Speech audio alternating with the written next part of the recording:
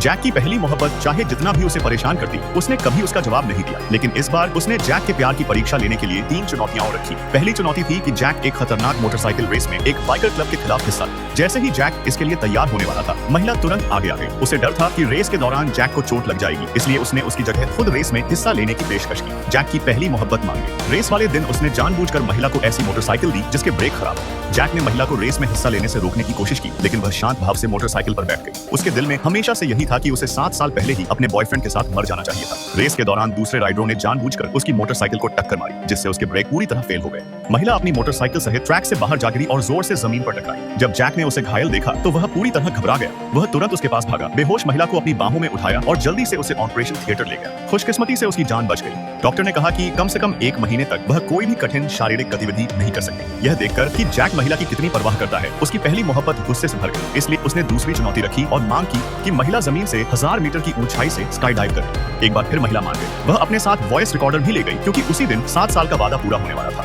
मानसिक रूप से खुद को तैयार करने के बाद उसने बिना किसी झिझक के छलांग लगा दी। जब वह एक निश्चित ऊंचाई तक पहुंची तो उसके इंस्ट्रक्टर ने वॉकी टॉकी पर उसे पैराशूट की डोरी खींचने के लिए कहा, लेकिन किसी ने नहीं सोचा था कि उसका पैराशूट भी खराब होगा। महिला ने शांतिपूर्वक वॉइस रिकॉर्डर निकाला और सोचा कि अब आखिरकार सब कुछ खत्म होने वाला है। 7 साल पूरे हो चुके थे और वॉइस रिकॉर्डर अपने आप उसके बॉयफ्रेंड का आखिरी संदेश चलाने लगा। रिकॉर्डिंग में उसके बॉयफ्रेंड ने उससे माफी मांगी। उसे डर था कि उसकी मौत के बाद वह अपनी जान दे देगी, इसलिए उसने उससे 7 साल तक अपने छोटे भाई का ख्याल रखने की विनती की थी। उसे लगा था कि 7 साल का समय उसके लिए इतना काफी होगा कि वह उसके भाई से प्यार करने लगेगी और एक नई खुशहाल जिंदगी बसा लेगी। महिला को यह सोचकर लगा कि वह कितना भोला था, जो यह मान बैठा कि वह कभी किसी और से प्यार कर सकती है। उसी पल उसे ऐसा महसूस हुआ जैसे वह पूरी तरह आजाद हो गई हो।